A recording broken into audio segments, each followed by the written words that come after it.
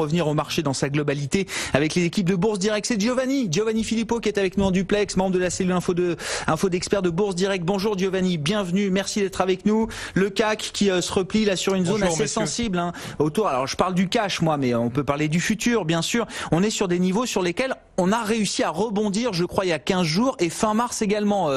Giovanni, est-ce que c'est un moment de vérité important pour le marché là ? Moment de vérité, pour l'instant c'est trop tôt, Grégoire, pour parler de l'avenir du cycle haussier en place depuis le début de l'année. Donc on va plutôt parler du présent et notamment de la configuration. Comme je l'avais indiqué à votre antenne à la fin du mois d'avril, une fenêtre corrective s'ouvrait à partir de la mi-avril. On a été poussé jusqu'au fixing du mois qui a été un excellent fixing d'ailleurs au mois d'avril à un plus haut, et je précisais que cette fenêtre de tir corrective elle resterait ouverte jusqu'à la fin de l'été voire mi-septembre. Donc ce qui se passe à l'heure actuelle, si vous voulez, c'est ni plus ni moins que la terminaison de la phase du premier cycle haussier.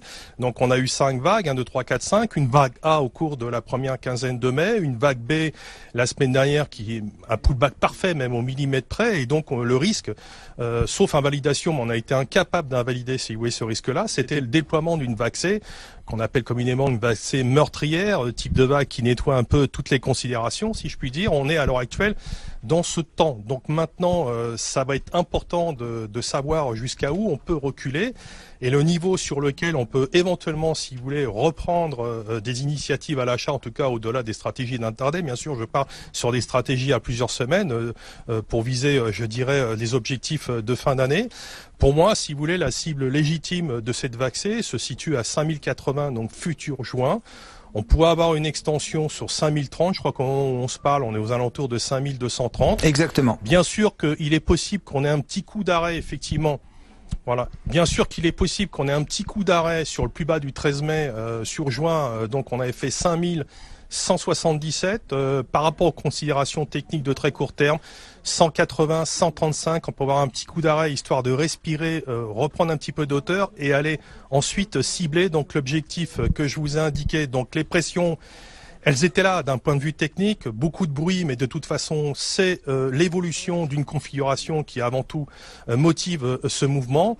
Donc voilà, donc il n'y a pas pour moi de panique. Pour l'instant, c'est normal sur le papier. Je pense que les marchés ont encore les moyens de leurs ambitions haussières et notamment vis-à-vis, si vous voulez, du carburant dont ils disposent, puisque pendant ce mouvement de repli, on a également les taux, notamment les taux US qui se sont repliés. Je crois qu'on revient à des niveaux, à des plus bas de novembre 2017, si je me trompe pas, sur le 10 ans US. Néanmoins, c'est vrai que les perspectives, elles n'offrent pas un potentiel, je pense, très supérieur au plus haut annuel pour l'instant, compte tenu malheureusement, si vous voulez, de la dégradation sur le front de la guerre commerciale. Mais on dispose encore de certaines deadlines avant que rentrent en application de nouvelles taxes. Pour l'instant, on n'en est pas là. C'est un peu, je veux dire qu'on panique pas, on s'inquiète. La panique viendra peut-être si effectivement s'appliquent de nouvelles taxes. Ouais, c'est un point important, Giovanni, pour ceux qui nous écoutent, parce que là, au moment où on se parle, en plus, la baisse s'accélère encore un petit peu avec la pression des marchés américains qui viennent d'ouvrir. Mais voilà, on n'est pas dans un schéma de marché en panique totale ou en déroute. Ce que vous dites, vous l'avez dit, ce qui se passe là, sur le papier, c'est plutôt normal, logique, et c'est même plutôt sain peut-être pour, alors pour des traders, je ne sais pas, mais pour des gérants un peu plus fondamentaux, beaucoup d'entre eux l'attendaient ce moment-là. Hein. Complètement. Tout le monde l'attendait. On voyait bien au courant deuxième quinzaine d'avril qu'il était très difficile au regard de la configuration des valeurs, au regard de la configuration des indices, c'est très difficile, très risqué même de payer au prix du marché. On avait quand même rebondi de 23%, ce qui avait surpris quand même tout le monde par rapport au scénario de fin d'année. Donc là, ce retracement, bien sûr qu'il est sain. Techniquement, graphiquement, c'est propre. Ça sera pour moi l'occasion de revenir à l'achat. Je l'ai dit, même mardi dernier, les yeux fermés sur cette zone 5080, 5030, parce que je pense pour l'instant, il n'y a pas de raison de s'inquiéter plus que cela. Donc après, on verra bien sûr, une fois digéré ce mouvement-là, si on a les catalyseurs qui nous permettent de reprendre, de redonner de l'allant à cette dynamique haussière qu'on a réactivée en début d'année. Pour l'instant, j'y crois encore. Donc, mais jusqu'à là, pendant ce laps de temps et probablement jusqu'à la fin de l'été, moi je parie plutôt sur une longue phase de trading liée au contexte et à l'évolution du contexte, donc probablement avec des amplitudes assez importantes.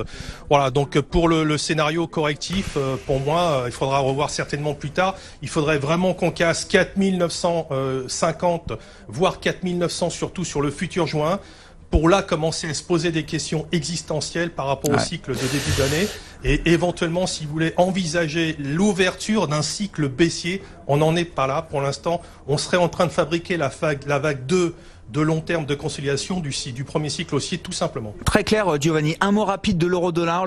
L'indice dollar est au plus haut de l'année. L'euro-dollar autour de 1,11 là est en train, au plus bas de l'année, en train de tutoyer ses plus bas de l'année. Est-ce que là aussi il y a des éléments techniques importants à signaler, un risque d'accélération du mouvement de baisse de l'euro-dollar? Moi, je vois scénario du pire sur l'euro-dollar. Bien sûr qu'il y a certains événements qui pourraient, je dirais, un peu contrecarrer ce que je vais vous dire, mais je pense que le scénario du pire sur le mois de mai et le mois de juin, c'est éventuellement 1,0940.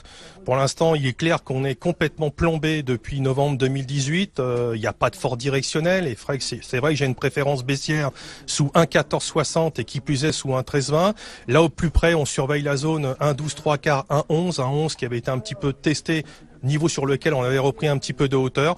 Voilà, donc pour l'instant, je suis plutôt assez neutre. C'est plutôt, je pense, l'évolution du dollar et du surveiller ce fameux seuil psychologique et technique majeur à 6,95, une arme, je dirais, d'évaluation pour les Chinois pour parer, si vous voulez, à la guerre commerciale.